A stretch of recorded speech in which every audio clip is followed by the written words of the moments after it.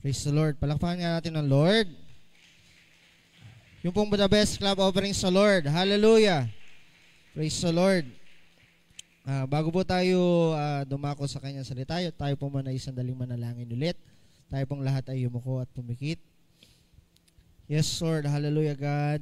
Lord, maraming salamat po, Lord, sa kagalakan, sa kapayapaan, O Diyos, sa kalakasan na pinagkaloob niyo po sa amin. Lord, tunay nga po na kulang po ang mga salita bilang pagbabalik ng pasasalamat, Lord God, sa lahat ng bagay na ginagawa mo sa aming buhay. Salamat, Lord, sa bawat isa na narito at kami pinagtitiwala sa iyo sa umagang ito na patuloy kang kikilos as we declare that you have done great things, Lord God, greater things, Lord God, in Jesus' name sa mga oras pong ito, Lord God. At Lord, truly, O God, kami po'y nagtitiwala at nananampalataya, Panginoon, na sa aming kalagitnaan, ikayo ay naroon, Lord God. Patuloy mong iparanas ang iyong pag-ibig sa bawat isa. At higit sa lahat, Lord God, ang iyong mga salita, Panginoon, ang siyang matanim, Panginoon, at maging rema sa aming mga puso. Father, we ask the Holy Spirit, Lord God, na patulong na mag-guide, Panginoon, sa amin sa katotohanan. At Lord, ako po, Panginoon, bilang iyong lingkod, ay itago mo sa iyong likuran, Panginoon. Not my words, Lord God, but your words, O God, in Jesus' name. At sa bawat isa na narito, Panginoon, we declare in the name of Jesus, great things, Father God, answered prayers, Lord God, in Jesus' name, Panginoon. Lord, salamat po sa umagang ito. Receive all the glory, honor, and praise, and thanksgiving in Jesus' name. Amen and amen. Palakpakan natin muli ang Lord. Hallelujah. Parang natapos na po yung word. Amen. Sa mga patotoo pa lang po natin ay talagang nag-uumapaw na po yung joy. Sino pong nakaramdam ng galak na nagmumula sa Lord? Can we hear an amen? At palakpakan ulit natin ng Lord. Hallelujah. Praise the Lord. Alam niyo po, at sobrang nakaka-amaze ang Lord. Amen. For this year na dumaan po sa atin, maraming pagsubok, sabi nga natin, Pero nung pumasok ang taong January, yung ating bishop ay nag-declare greater things. At sa pagdaan po ng mga araw at panahon, ito po ay nagmamanifest at nararamdaman natin. Amen po ba? At alam niyo po ba yung greater things na yun? Ako po yung na-amaze sa Lord kasi bakit ba ginagawa ng Lord yung greater things? Kasi sa Bible po, marami pong ginawa ang Lord na himala. At sabi nga natin, lagi nating dinideclare, do it again, Lord, do it again, right? Pero sa lahat ng yon, wala pong ibang dahilan ng Diyos kung bakit niya ginagawa yon. Alam niyo po ba kung ano yon? Dahil mahal na mahal niya po tayo. Sabihin mo nga sa katabi mo, God loves you so much. Sino po dito yung alam na siya'y mahal ng Diyos? We all know, we all believe na love tayo ng Lord. Alam niyo po ba kung bakit si Bishop ay pinagaling ng Lord? Mahal ng Lord si Bishop. Amen? Alam niyo ba kung bakit si Bishop ngayon ay galak na galak dahil meron na siyang apple? Alam niyo kung bakit? Kasi love ng Lord si Bishop. At sa ating buhay, alam niyo po ba kung bakit? Sige po, mag-reflect tayo ngayon sa ating mga sarili. No? Tanungin natin yung ating sarili. Ano bang sitwasyon ng buhay ko ngayon? Alam niyo po ba kung anong nararanasan natin ngayon? We experience these things kung saan man tayo naroon ngayon dahil alam niyo po, mahal na mahal tayo ng Diyos. And my topic for today is about the power of love. Hindi dahil February, kasi last week ay nagkaroon po tayo ng pre-celebration sa mga youth ng love, courtship, and marriage. But nung time na 1 week na ako po yung nagpe-pray, sabi ko, Lord, ano yung nais mong iparating sa amin? At habang po ako yung nagsisearch and nagsisik sa Lord, merong word na binigay ang Lord sa akin yung sa Isaiah, pero hindi pa po ito. Sabi doon yung enlarge your territories, lengthen your cords. Enlarge the place of your tent and strengthen your cords. Yun po yung aking binulay-bulay. Pero nung ako po ay nagdwell pa rin sa Lord, dito po ko dinala ng Lord, the power of love. Alam niyo po ba na napakamakapangyarihan ng love? Hello? Sino dito yung mahal ang Lord? Taas ang kamay. Do you love the Lord? Lahat tayo, walang magsasabi dito hindi niya mahal ang Diyos. Tama po ba? At alam niyo po, ang katotohanan about love, ang love pwede po siyang mag-build ng joy. Love can also build relationship, right? Love can also bring happiness. Love can also bring fullness of life. Tama po ba ako? Amen? Pero, love also can destroy. Nandyan ba kayo? Love and also can kill. Tama ba ako? Mayroon nga pong awit. Naalala ko. Too much love will kill you. Na na na na na na na. That's the worldly. Alam niyo po yung worldly love na yon. At alam niyo po, nung akin pong binulay-bulay ito, grabe po ang pag-ibig ng Diyos sa atin. Ano? Nung isang araw po, nung ako po ay nagising, I think kahapon yata ng isang araw, nasabi ko po sa aking wife, napanaginipan ko ang aking tatay.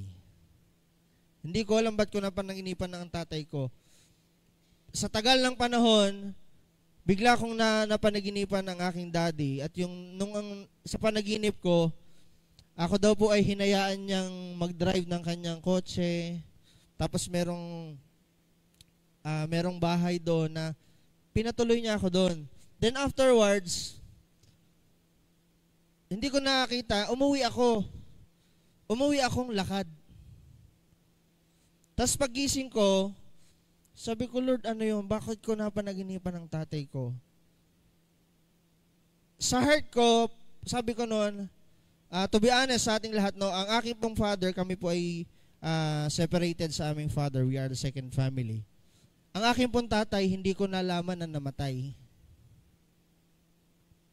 Kasi po, hindi naman po ako po ay hindi lumaki sa aking father. Lumaki po ako sa aking mommy. Pero one time, di ko po matandaan kung anong year, ng aking pong kapatid, si kuya, sinabi na lang sa akin, binalita na lang sa akin, na Toy, ang daddy ay patay na. Hindi ko alam na siya patay na, pero months ago na yon na siya ay nasabing patay na. Nung napanaginipan ko siya, sabi ko, Lord, ano. And then, nung akin pong in-internalize, nung nag-dwell ako sa word ng Lord, alam niyo po ba, grabeng mahal na mahal po ako ng Diyos.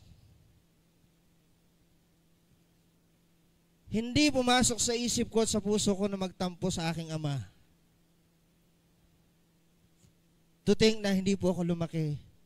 Or lumaki po ako ng walang gabay ng tatay. Sabi ko, Lord, salamat. Kasi yung heart, there are people na lumaking walang magulang, pero galit sila sa magulang. Pero never in my life natandaan ko na ako ay nagalit sa ama ko. Na sinabi ko sa tatay ko, Daddy, ba't mo kami pinabayaan? Ba't mo hinayaan si mami na ganitong sa amin?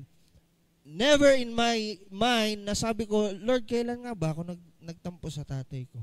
At alam niyo po, dahil sa pag-ibig ng Diyos sa akin. At ako po'y na-amaze sa Lord. Until now, mahal ako ng Lord. Mahal tayo ng Lord. Sabihin mo sa katabi mo, sobrang mahal ka ng Lord.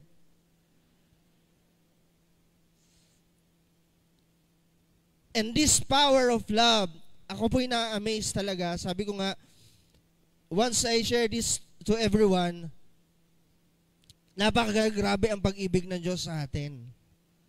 We experience negative times, no? We experience down times, pero in that time, mahal pa rin tayo ng Diyos.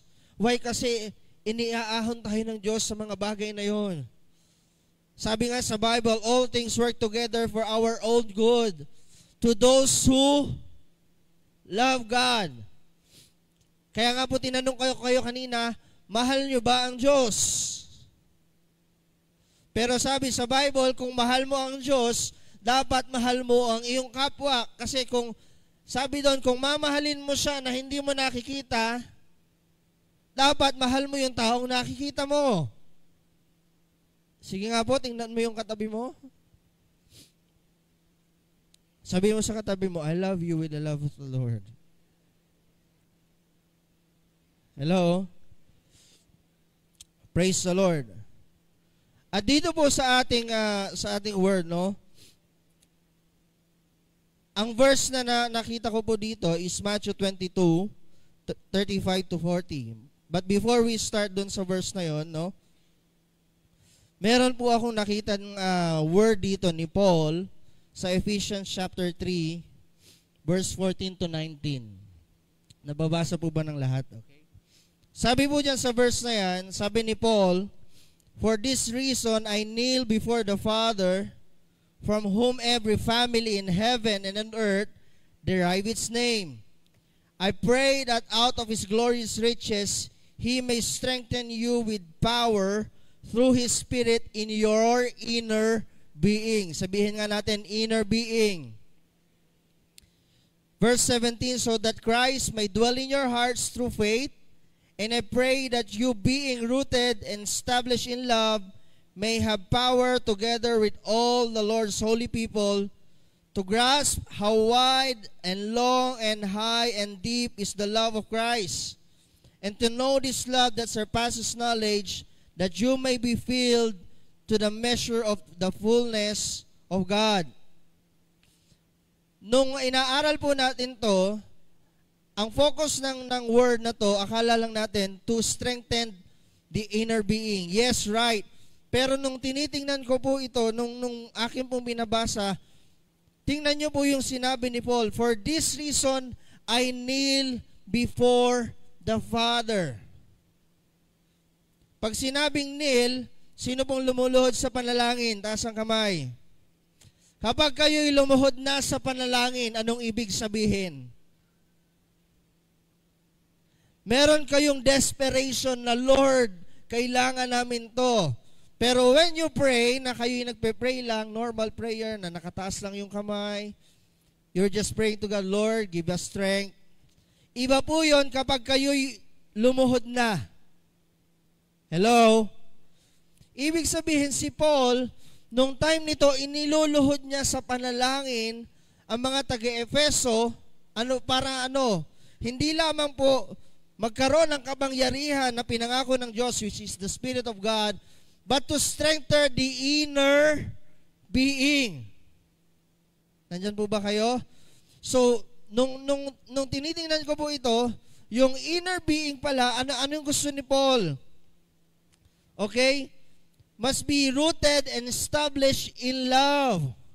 Na yung ating po palang mga inner being magkaroon ng maugatan or magka-establish ng pag-ibig. But not the love of the world. Kaninong love? The love of Christ. At anong sabi doon?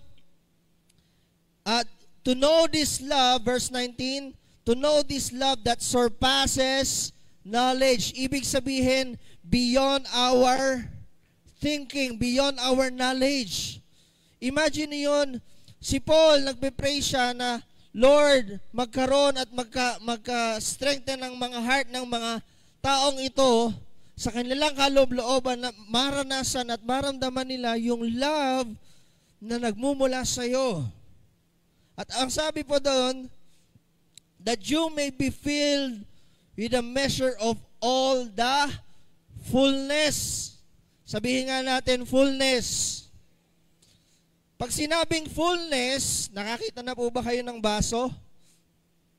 Ang baso, kapag siya ay may lamang kalahating tubig, ano po yun? Full o hindi? So, yung baso na may kalahating tubig, pag nilagyan mo ng kape, anong magiging kulay ng tubig? maitim, kulay kape, or kung may cream, kulay brown. Pero kapag siya ay puno, pwede mo ba siyang salinan? No, kasi matatapon na. So, ganun po ang prayer ni Pablo sa mga taga-Efeso, na magkaroon ng love sa inner being nating lahat, hindi lang half full, hindi lang 3/4, hindi lang 1/4, but the fullness of God. Hello, nandyan ba kayo? Amen, naunawaan po natin. At alam niyo po, yung inner being natin, ako po'y naniniwala, dito po nag-uugat ang pag-ibig. Hello? At mamaya po, isa-isahin natin, paano ba natin mararanasan yung love of Christ in our inner being? Yung power ng love. Okay. One question, another question. May nabalita na po ba kayo na Christian, Spirit-filled Christian, okay, na naghiwalay? Spirit-filled, ha? Iba po yung Spirit-filled Christian sa Christian. Sometimes we might be Christian but not Spirit-filled. Walang fullness. Hello? Okay. Is there any Spirit-filled Christian na nagkaroon ng galit, na hindi marunong magpatawad? Alam niyo po ba kung bakit sometimes in our Christian life, nararanasan nating hindi magpatawad, nararanasan nating magalit, nararanasan nating gumawa ng mali, nararanasan nating magmarites, even Christians, right? Why? Because we are not Spirit-filled. Meron pong kaunting portion ang kaaway para po makapag-penetrate siya. Naunawaan po natin? Kaya sabihin mo sa katabi mo, kapatid, dapat walang puwang ang kaaway. Hello? Another question. Nasa introduction pa lamang po ako, ha. Huwag po kayong matutulog. Okay. Ano po ang kaibahan ng temptation sa deception? Okay. Ang temptation, alam mo na ikaw ay tinutokso. Tama ba? Okay. Alam mo na tinutokso ka. You know in your heart na iyon ay temptation. For example, bumili ka sa tindahan. Ang bill mo ay 50 pesos. Nagbayad ka ng 100, sinuklian ka ng 350 or 450. Merong temptation, wala. Merong temptation na pwede mo siyang kuhanin dahil alam mo siya na labis. That's the temptation. Pwede kang mag-resist, pwede kang i-grab mo yon. But the deception, ito yung pagkakaiba. Hindi mo alam na nadaya ka. Hello? Tama po ba? At alam niyo po ba ang kaaway, sabi nga po, it's a great deceiver.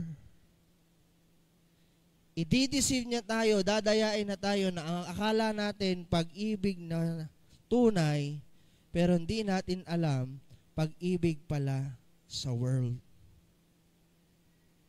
Hello? Nandyan po ba kayo? So that's why, ang prayer ni Paul sa mga taga-Efeso, that the Lord, according to His riches, glorious riches, magkaroon ng strength in our inner being. Hello? Sa kaloob-looban. Kasi bakit? Yung ating mga panlabas, pwede kong sabihin masaya ako, pero deep in my heart, meron akong problema. At ang sabi nga, sabi sa may kasabihan, kapag tinanong mo daw ang isang tao, pag sinabi mong kumusta ka, at pag sinabi niyang okay lang ako, hindi siya okay. Hello? Tama po ba? Ganon. So, our inner being. So, sabi ko nga, ang kaaway, deceiver. Even the words of the Lord, ginagamit niya upang ma-deceive tayo. Katulad po ng pera. Money is good, right? Pero anong sabi doon?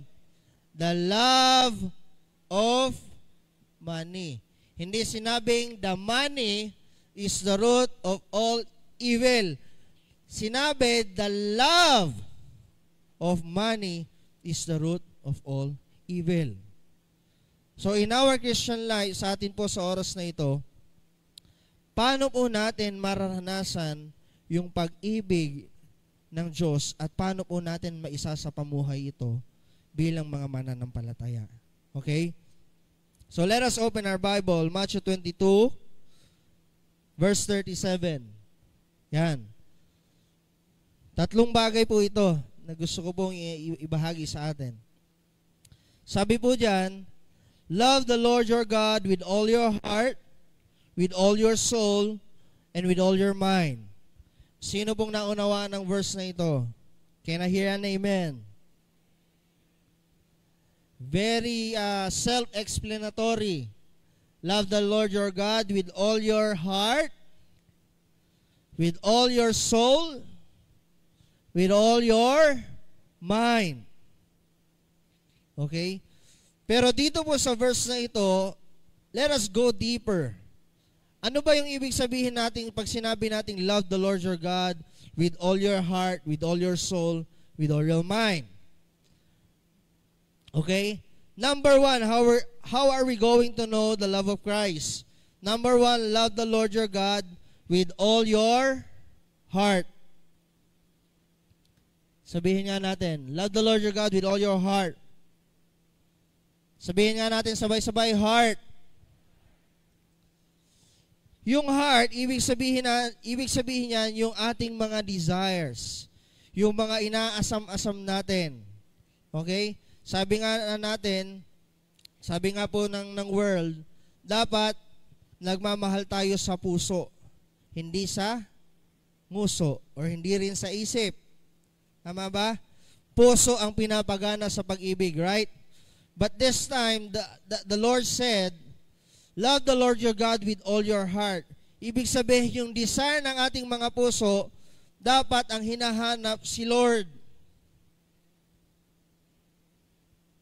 Tanungin mo nga ang katabi mo, hinahanap mo ba si Lord? Sino po dito yung mahilig sa kape? Amen. Yan. Di ba, pag gusto mo ng kape, anong gagawin mo? Di ba? Magtitimpla. Gusto mo ng kape. Pero pag walang kape, anong gagawin mo? Gusto mo ng kape? Bibili ka. Paano kung walang mabiling kape, anong gagawin mo? Ayun, Starbucks daw. Hahanap ka ng kape. Very basic, no? Kasi gusto mo. Ay, si River nag-hi sa akin. Ang cute. Okay? Hahanapin mo, right?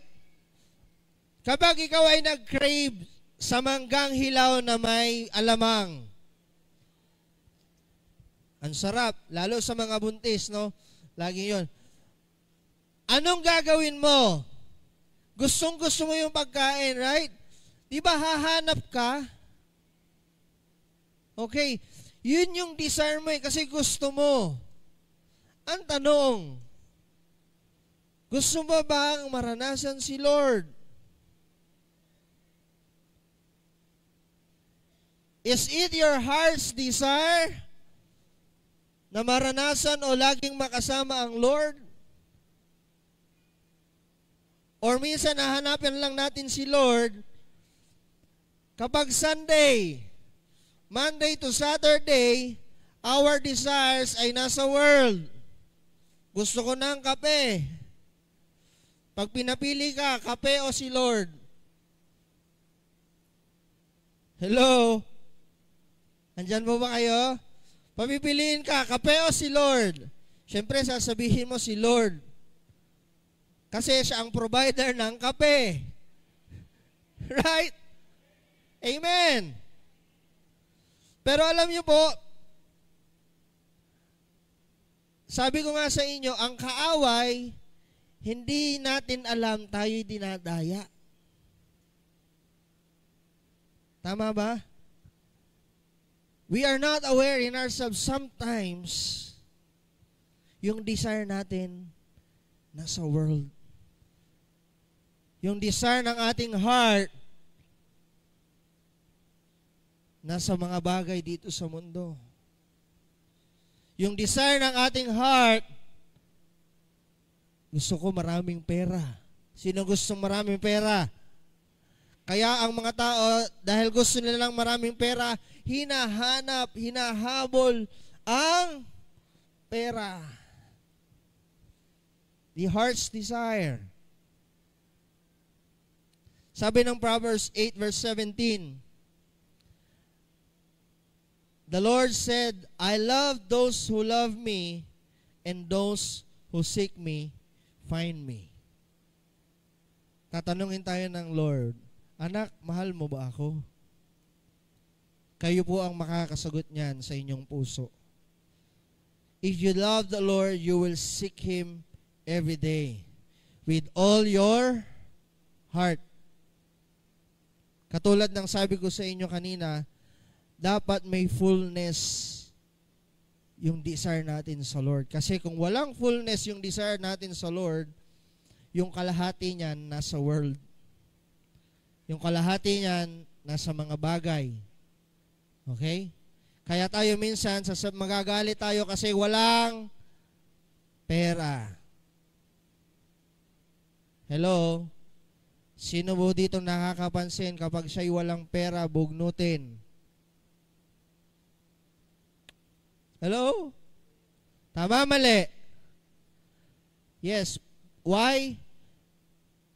Dapat yung desire si Lord. Sino bang nagpo-provide? Timama po ba? Sino bang nagbibigay? Imagine niyo po no, sa light ni Bishop, nung nagpatotoo siya, greater things. Kaya nga po sinasabi ko kanina, kaya ginagawa ng Lord yung greater things kasi love niya tayo.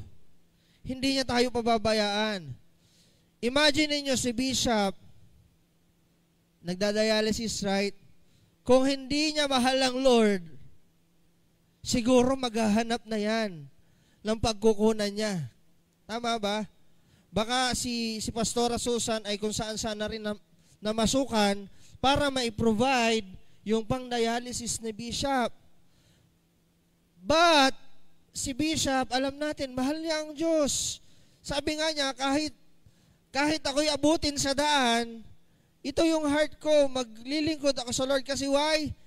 He loves the Lord. He seek the Lord. Kaya in return, anong ginawa ng Diyos?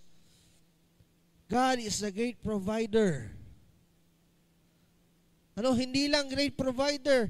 Even His blessings, sinishare niya. Bishop, thank you po. Thank you po sa life nyo, kay Mama San.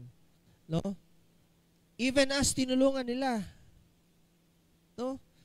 Si Tita Beverly, nagpapasalamat dahil tinutulungan ni Bishop. Why? Kasi yung God's love, yung desire ni Bishop, yung desire ng heart niya is to seek the Lord, to love the Lord. Kaya yung love ng Lord, dumadaloy. Hello? Kaya tayo dapat, huwag tayong padaya sa kaaway. Na yung ating love ay napupunta sa world. One verse, 1 John chapter 2, verse 5 to 6. But if anyone obeys His word, love for God is truly made complete in them. Okay? This is how we know we are in Him. Whoever claims to live in Him, live as Jesus did. Sabi doon, if anyone obeys the word. Kung sinusunod natin ang salita ng Diyos, ang sabi doon, yung love for God is truly made for Him. Ibig sabihin, mahal natin ang Diyos kapag sinusunod natin ang kanyang salita. Hello? Ito naman ang sinasabi pa, John 15, chapter 2, 15 to 17. 1 John 2, sorry. Do not love the world or anything in the world. If anyone loves the world, the love for the Father is not in them. Tingnan nyo po ito, no? For everything in the world, the lust of the flesh, the lust of the eyes, and the pride of life comes not from the Father, but from the world. Nandyan po ba kayo? Very clear, sinabi sa 1 John, huwag nating mahalin ang mundo kasi ang mundo, nandyan yung lust of the flesh, lust of the eyes, pride of life. Okay? Kaya nga, sa mga kabataan, sa mga young professionals, yung marriage, napakahalaga sa Lord. At kung titingnan po natin dito sa verse na ito, sa Matthew chapter 22, bago po yung verse na ito, meron pong isang Sadduceo nagtanong kay Jesus. No? Ang sabi doon, Lord, sabi sa batas ni Moses, kapag daw po ang isang babae ay nag-asawa at namatay yung asawa na walang anak, pwede siyang mag-asawa ng kapatid. Sabi doon sa law of Moses. Sabi nung Sadduceo, 7 yung kapatid. Yung 7 yon namatay hanggang sa dulo ng walang anak. So yung babae, pwede niyang maging asawa yung hanggang sa ika-7 anak. Sabi na, tanong ng Sadduceo, Lord, sinong asawa niya sa langit? Yung doon sa 7, sinong asawa niya sa langit? Alam niyo yung sagot ng Lord? Wala siyang asawa sa langit kasi pagdating natin sa langit, lahat tayo parang mga anghel. Kaya kung titingnan natin, yung love marriage dito sa lupa is designed by the Lord, but after that, lahat tayo doon, wala nang marriage. Kung titingnan natin, God gave importance sa love. Kailangan yung love nasa tamang lugar. Hello? Gaya ng sabi ko kanina, when we are full of love, yung fullness ng Lord na sa atin, there's no way na tayo po'y magagawa ng mali. Walang puwang ang kaaway upang tayo madaya. Walang puwang ang kaaway upang mag-insert sa ating mga puso't isipan to watch pornography, to marites. Kasi why? You are filled with the love of Christ. Okay, reflection ulit tayo. Meron ba sa buhay nyo na natatandaan kayo na kayo'y alam nyong punong-puno ng pag-ibig ng Diyos, punong-puno kayo ng presensya ng Diyos, at nang dumating ang yung mga kumbaga, maraming problema, ang sinasabi nyo lang lagi, okay lang yan. Hallelujah, praise the Lord. May makulit na bata, no? Ikaw ay spirit-filled. Sasabihin mo lang sa bata, ay bata yan, okay. Pero kung ikaw hindi spirit-filled, pag may makulit na bata, papaluin mo tiyak. Right? Everything in your surroundings, kapag ikaw ay walang pag-ibig ng Diyos, ikaw ay magiging magagalitin. Konting sagi sa'yo, para kang nana. May nasabi lang na konti, ang tingin mo na agad sa'yo, ang liit-liit mo na. Why? Walang fullness sa iyong heart. Yung heart's desire natin, sabi doon, do not love the world. Amen? Palakpakan nga po natin ang Lord. Praise the Lord. Isa pa pong sinabi ng Lord yung desire ng ating heart, no? Matthew 10:37, anyone who loves their father and mother more than me is not worthy of me. Anyone who loves their son or daughter more than me is not worthy of me. Whoever does not take up the cross and follow me is not worthy of me. Whoever finds their life will lose it, and whoever loses their life for my sake will find it. Kung ang Diyos ay pag-ibig, bakit niya sinabing kung mamahalin daw natin yung ating mga magulang nang higit sa Kanya ay hindi tayo karapat-dapat? Ba't naman ganun? Tama ba? Ang Lord nga, dinesign nga yung family. Tama po ba? Na naging question ba ito sa atin? Alam niyo po ba kung bakit? Kasi ayaw ng Lord na yung ating love ay, sabi ko nga, nasa world. Kasi paano kung nakagawa ng mali ang family mo? At ang sinabi mo ng Bible, more than.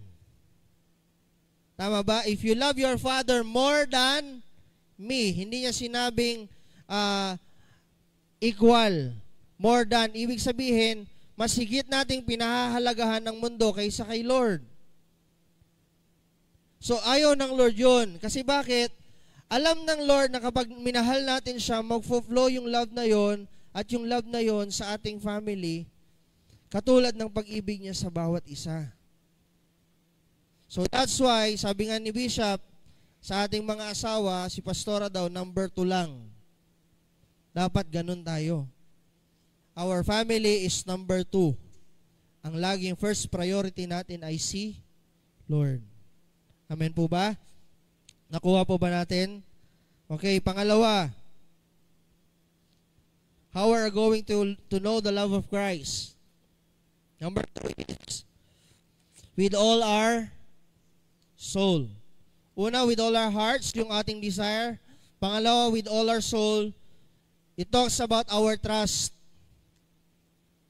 Proverbs 3 verse 5 to 6, trust in the Lord with all your heart and do not lean on your own understanding. Acknowledge Him and He shall make your path straight. Lagi nating memory verse to, but sometimes in our lives, ito po'y katotohanan sa ating buhay, lalo ngayon kapag tayo nag-ahanap ng pambayad sa kuryente, pang tuition, tama po ba? So yung trust natin sometimes nandoon sa ating mga kinikita, nandoon sa ating mga kakayanan. Hello? So sabi doon, do not trust the world. Do not trust your strength. Okay? Isaiah 31, another verse, Isaiah 31 verse 1. Woe to those who go down to Egypt for help, who rely on horses, who trust in the multitude of their chariots and the great strength of their horsemen, but do not look to the Holy One of Israel or seek help from the Lord. Ito po yung sinasabi natin, sometimes sa huli na lang natin tinatawag ang Lord kapag tayo'y hirap na. Dapat ang laging trust natin nasa Lord, ang hope natin nasa Lord.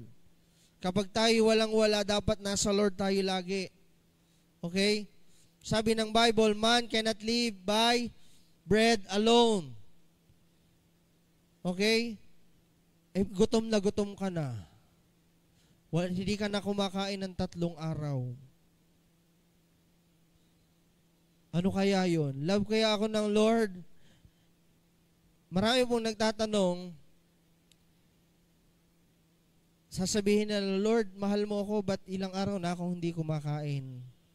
Bakit ang buhay ko ganito? Doon nila i-connect sa kahirapan, pag nahihirapan. Pero tingnan nyo po yung mga meron. Tingnan nyo po yung sitwasyon nila. Okay? Yung trust nila nasa kanilang mga kayamanan. Right? Pero tingnan nyo po ulit yung history natin this 2021. May halaga po ba yung pera? Nung nagkaroon tayo ng pandemic ng COVID, hello? Yung ating mga pera natulog sa bangko. Why? Hindi ka makalabas. Hindi ka makabili. Even yung mga gamit mo sa bahay na luma, yung iyong mga sapatos na bago pumutok dahil di mo nagamit. Lahat ng yon ay walang value. Okay? So, anong nagkaroon ng value sa atin nung panahong yon? Nagkaroon ng pagkakasama-sama ang pamilya. Nagkaroon ng oras sa pananalangin. Nagkaroon ng oras sa pagtitiwala muli sa Diyos. Tama ba? Nung COVID, sino ditong hindi tumawag sa Lord? Lahat. Even yung mga non-believers, I also believe lahat sila biglang nanalangin. Dapat nandun lagi tayo sa pagtitiwala sa ating Panginoon. Best example ng pagtitiwala sa Panginoon, okay, is si Samson. Kilala niyo po si Samson? Sino si Samson? Si Samson yung malakas. Yung story sa Bible. Napakalakas niya. Yung mga leon, yung mga kalaban, kaya niyang talunin. Pero ang sabi doon, si Delilah, tinatanong siya, saan ba nagmumula ang lakas mo? Okay? In short, nung sinabi ni Samson, sa buhok. Ano ang totoo? Sa buhok ba talaga nagmumula ang lakas ni Samson? Diba pinutol yung buhok niya? Nawalan siya ng lakas? Minsan ganun tayo eh. Akala natin yung isang bagay na yon, doon nagmumula yung lakas natin. Pero ang katotohanan, ang lakas po natin, lahat nagmula sa Lord. So our soul must trust the Lord. Amen po ba? Sige po, yung palakpak sa Lord. Hallelujah, praise the Lord.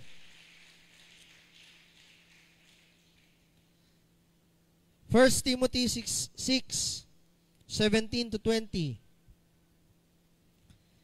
Teach those who are rich in this world not to be proud and not to trust in their money, which is so unreliable.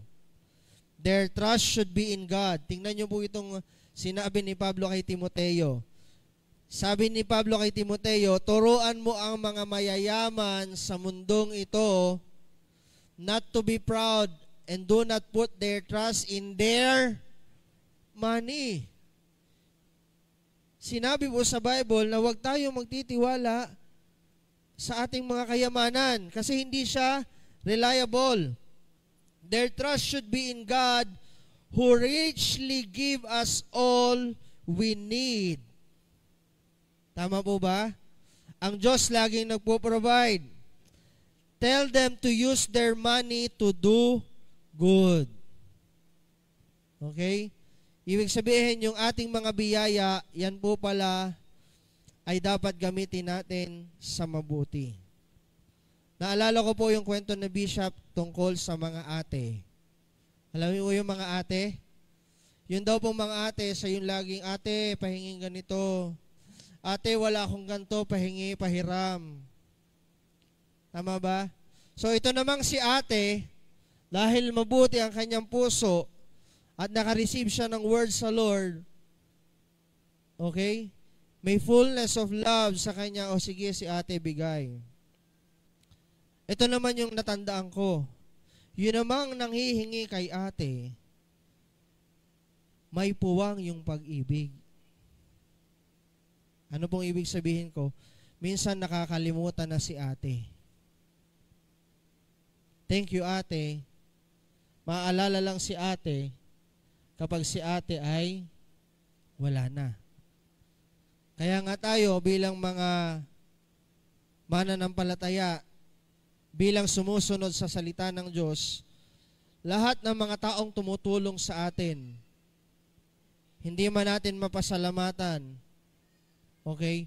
Huwag naman natin kalimutan. Katulad ni Pablo, let us pray na Lord, hindi lang i-bless. Kasi sabi ko nga po, yung greater things, yung blessings, ibibigay ng Lord yan. But you should pray na yung kanilang mga puso, yung kanilang inner being, magkaroon ng kalakasan. Kasi yung blessing na yon, kung walang kalakasan ng inner being natin, hindi spirit-filled yung ating inner being, yung mga biyayang yon mawawala ng kabuluhan, masasayang. Tama po ba? Kaya dapat we always pray sa ating mga kapatid sa Panginoon, Life Family, na magkaroon tayo ng heart. Not the love of money, not the love of the world, but the love of God. Kasi kung may love of God, sa Acts, Book of Acts chapter 2, imagine ninyo, lahat ng kanilang ari-arian, baliwala. Ibinenta nila. Why? Because they received the love of God. Walang value sa kanila yung ari-arian at binenta nila. At ang sabi doon, lahat ng wala, binigyan nila. Pantay-pantay. Hindi ko po sinasabing gawin natin yun dito. What I am saying is, magkaroon ng inner strength yung ating heart. Yung heart's desire dapat sa Lord. Yung trust natin dapat nasa Lord. Nandyan po ba kayo? Sabi mo sa katabi mo, huwag kang mag-trust sa pera.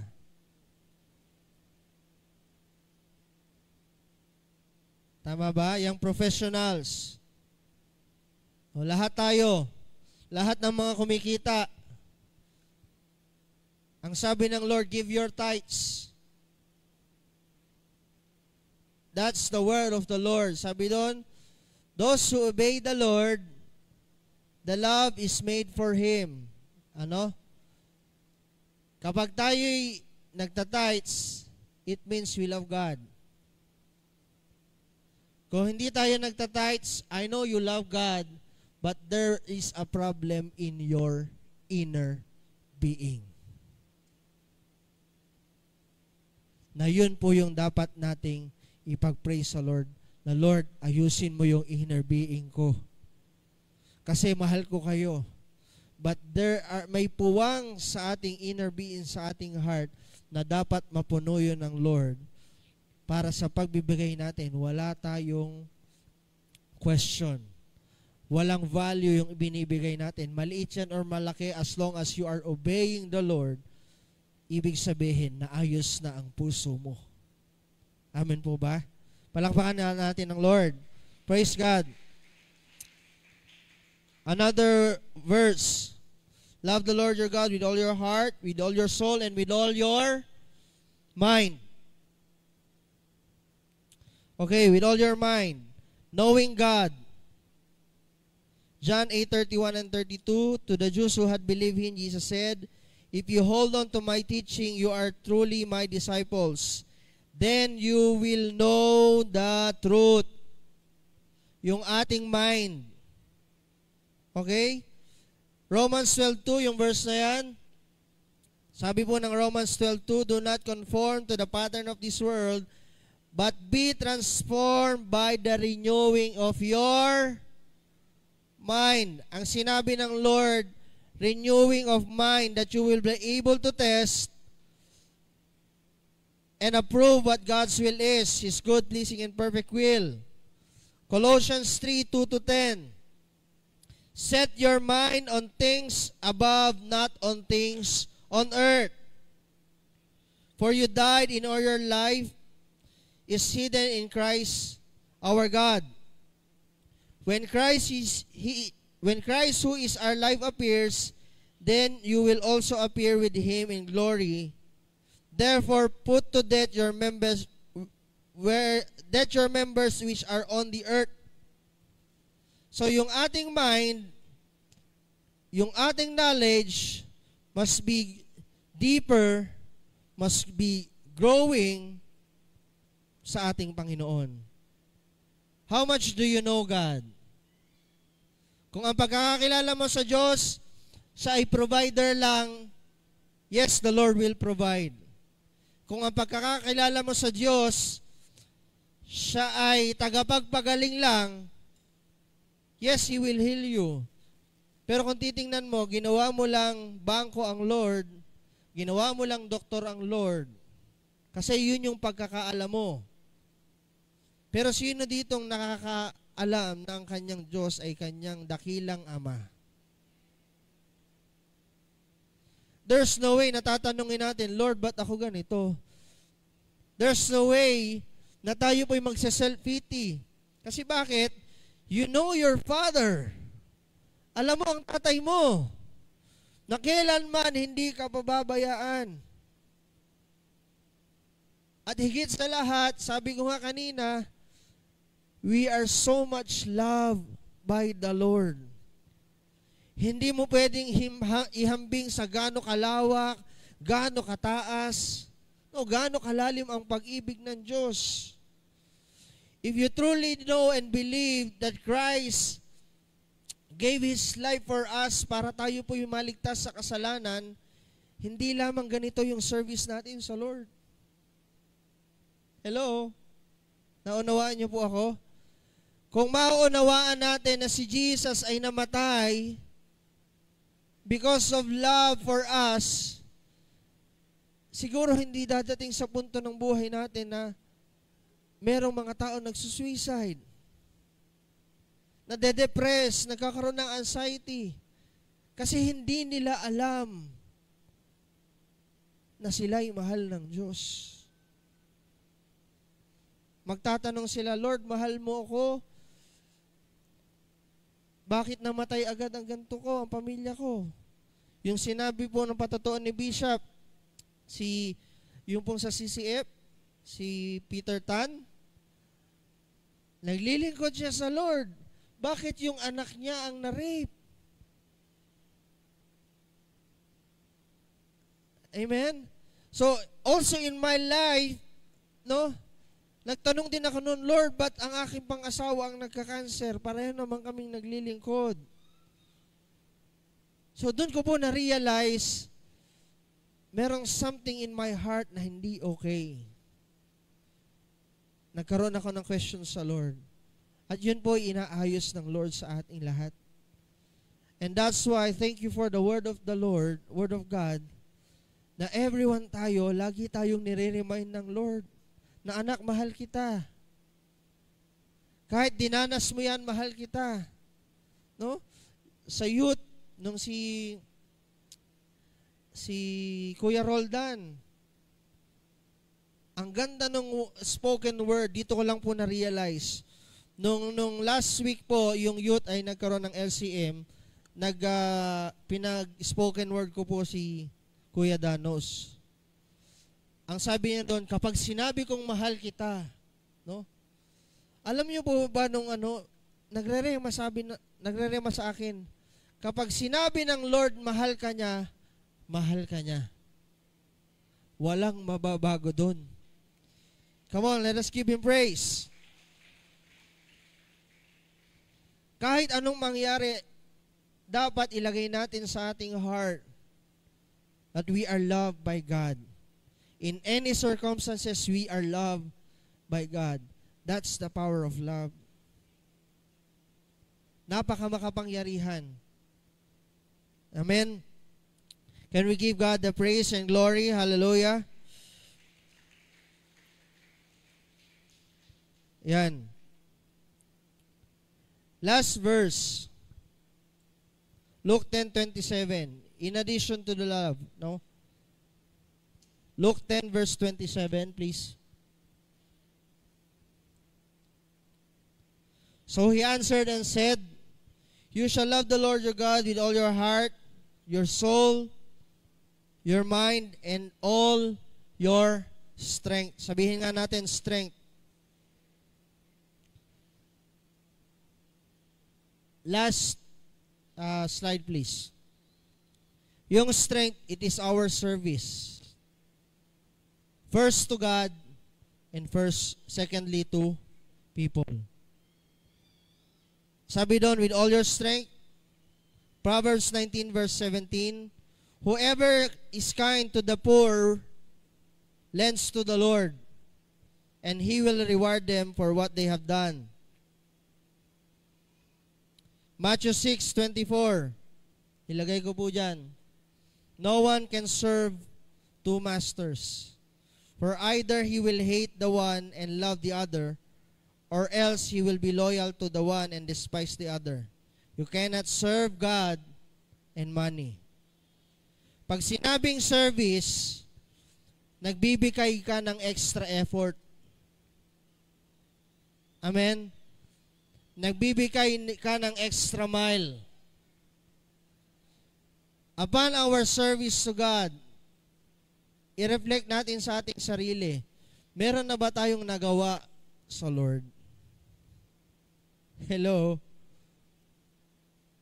Kung titingnan natin, meron na ba tayong naibalik sa Lord? Yung service natin sa Panginoon. Kaya po sinabi ni Paul sa mga taga-Epeso, I kneel down before the Lord to pray for you, to strengthen our inner being, to know the love of Christ that surpasses knowledge. Amen po ba? So sige po, tayo pong lahat ay tumayo. Yan.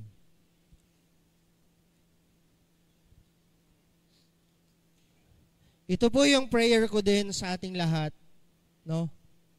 Sabi ko nga po kanina, kapag tayo ay full of love, walang puwang ang kaaway. Tama po ba? Walang puwang upang hindi tayo magpatawad. Walang puwang upang tayo ay magalit, mabugnot, kasi why? There is love. Kapag yung ating mind ay nasa world, kapag yung love natin nasa world, sabi doon, yung love natin wala kay Kristo. So I pray na bawat isa sa atin, no, tayo pong lahat, alam ko, mahal natin ang Lord. Tanungin mo nga ulit yung katabi mo, mahal mo ba ang Lord? Amen. If we love God, we must pray na, Lord, ayusin mo yung heart ko. Baka may puwang pa ang kaaway. Kasi sabi ko nga po, kapag puno ng pag-ibig ng Diyos ang ating mga puso, we will feel compassion to all people. Ang magiging tingin mo sa boss mo, compassion. Lagi kang inaaway ng boss mo sa work, pinag-iinitan ka. If you're full of love, sasabihin mo sa sarili mo, Lord, yung boss ko, hindi niya alam ang kanyang ginagawa. I pray for him. Before you pray to change the heart of others, pray first that God may change your heart first. Kaya sa oras mong ito, no, let us all dwell to God. Na Lord, ayusin mo yung heart ko. I want to feel your love. Amen. Sige po, tayo pong lahat ay manalangin sa Lord. Hallelujah, Jesus. Hallelujah, Father. Thank you, Jesus. Thank you, Lord. Thank you, Lord, for your word. Thank you, Lord, for your love. Come on, let us praise the Lord. Thank you, Jesus, for your wonderful love. Salamat po, Panginoon, dahil kami po, O Diyos, ay mahal mo, Panginoon. Higit pa sa aming iniisip, Lord God.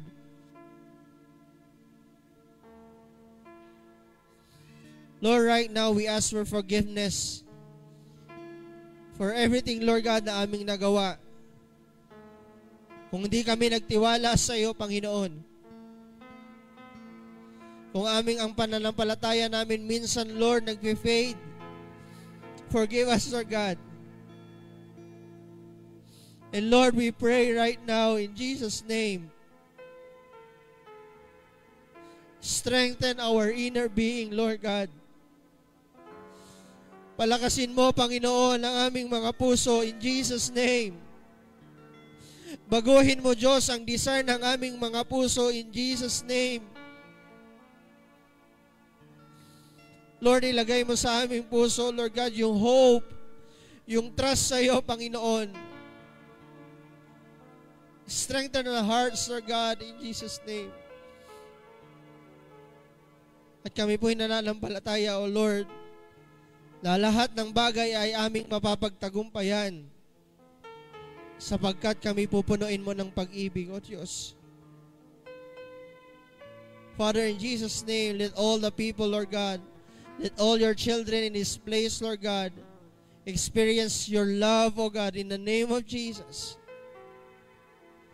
I believe, Lord, in my spirit, Lord God, ng aming mga puso, Lord God, ay inaayos mo, Panginoon. Change our hearts, Lord God. Change our minds, O God, in Jesus' name.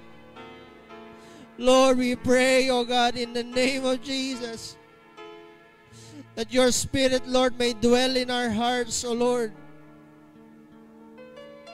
Salamat po, Panginoon, sa oras na ito, Lord God. Salamat sa iyong mga salita, Panginoon. At salamat po sa banal na Espiritu, Panginoon, na siyang nagtuturo sa amin, Panginoon. Lord God, we entrust to you our lives. We entrust to you our soul, our spirit, Lord God. At sa oras mong ito, Lord, dinideklara namin, O God, ang iyong walang hanggang pag-ibig, O Diyos, sa bawat isa, Panginoon. Marami pong salamat, Lord God. Fill us with your Spirit. Maranasan namin, Lord, yung fullness of life, O God, na pinangako mo, O God. In Jesus' name, we declare it on Jesus' name, Lord God. Fill us with your joy. Fill us with your peace, Lord God. In the name of Jesus. In the name of Jesus.